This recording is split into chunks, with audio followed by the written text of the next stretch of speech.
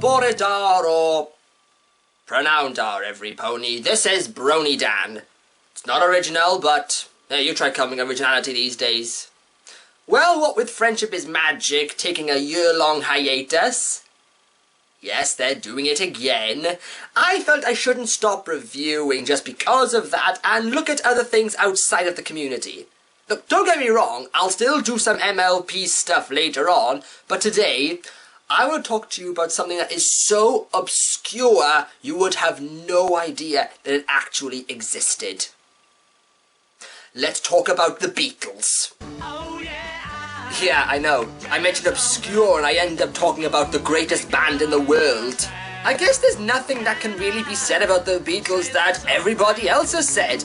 They created some of the most legendary songs of all times, with 27 number ones, 5 films under their belt, and even after 45 years since they broke up, we are still talking about them as if they were still relevant today. But what many people may not know about the Beatles' insane popularity was their leap into animation. No, not that animation, although this is just as insane for different reasons. I'm talking about the Saturday morning cartoon series simply called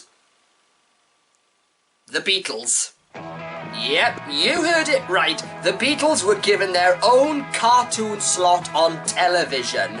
It was actually quite revolutionary as it was the first cartoon series to be based on celebrities. So I guess we should blame the cartoon then for Hammerman then, right? And with that information, you have to ask yourself, what the hell kind of stories can you do with 4 musicians from Liverpool? I don't know, but let's just see what they come up with. The series ran for 4 seasons. Actually, it was technically 3 seasons. The 4th one was just reruns.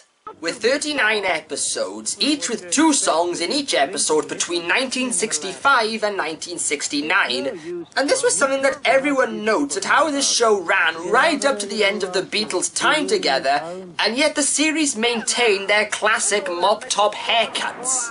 In fact, can we get some clarification on what the Beatles looked like in 1969? There we go, you're just off by a few beards. Naturally, you have the Fab Four themselves, John Lennon, Paul McCartney, George Harrison and Ringo Starr. And I have to give the show credit, they did try and keep the personalities that were depicted in the first film. John as the no-nonsense leader, Paul as the second-in-command that girls just love, George as the quiet one with dry humour, and Ringo as the light-hearted clown. However, that's kind of pushed to the extreme here, as Ringo is often shown as being the stupid one of the group. And I want a set of toy soldiers, and a choo-choo train, and what you do that for? I was just telling Santa Claus what I want for Christmas. You know, it's stuff like this that made people believe that Ringo was completely useless to the band. Now, obviously, the writers of this show must have felt that just having the Beatles be themselves and perform the songs on stage was probably not going to make good entertainment. And if that's what they thought, then might I recommend sitting down and watching A Hard Day's Night. So they decided to just do whatever the fuck they wanted with them. If you thought Help, Magical Mystery Tour and Yellow Submarine were nonsensical bits of randomness, and they are, but this cartoon goes beyond that. The plots of each episode are all centered on a particular Beatles song. In fact, the song itself is always played in the episode, but sometimes the settings just get ridiculous. I mean, how many times are we going to see the Beatles in a haunted house environment? Or do they get transported to a different period of time or location through the power of convenience? Sometimes the choice of song doesn't even fit the setting. Now take for example my personal favourite Beatles song, If I Fell, and when you hear it, what comes to your mind? If I give my heart to you, I must be sure from the very start that you would love me more than her. I interpret it as meaning somebody who is anxious of falling in love with somebody else again after a previous incident. Nobody was thinking of John being chased around by a mad scientist as she wants to use his brain for a monster experiment. How the hell would you even come up with that? Another thing is the animation. I mean, I know this was the 60s and the limitations they had back then, but Jesus, the animation just fluctuates between episodes. Sometimes it would look alright, but other times it would just look so stiff. I could imagine Hanna-Barbera watching this and going, yeah, this is cheap even for us. I guess they spent so much money on getting the actual rights to the song they didn't have enough left over to actually animate over them. That could probably mean the same for the voice actors, because apparently they only had 2 people working on it, and that included the Beatles. And let me tell you, Jim Cummings these guys aren't.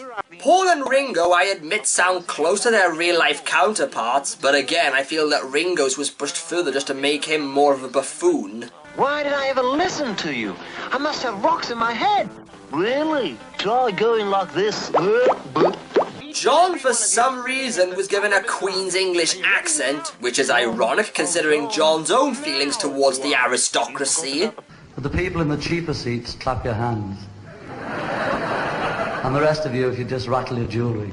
And as for George, what hearing-impaired drugs were they taking to make them think he was Irish? You must be a real good surfer.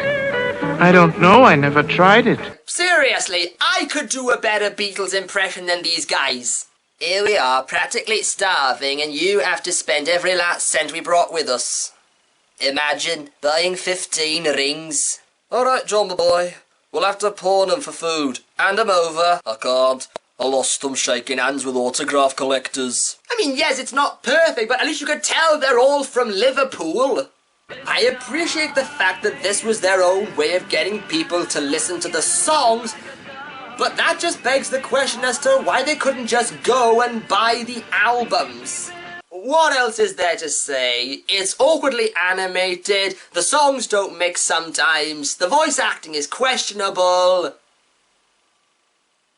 I actually do recommend it. This truly is such a bizarre piece of Beatle history that it just has to be experienced. I know the Beatles themselves said they didn't like it when the show first aired, but they actually did grow quite fond of it due to how strange and bad it was. And you know what? I can understand that. If you want to check it out, you can find all the episodes on YouTube. Go see them and experience some of the greatest pieces of music in a way that you probably weren't expecting. This is BronyDan saying, Nostar.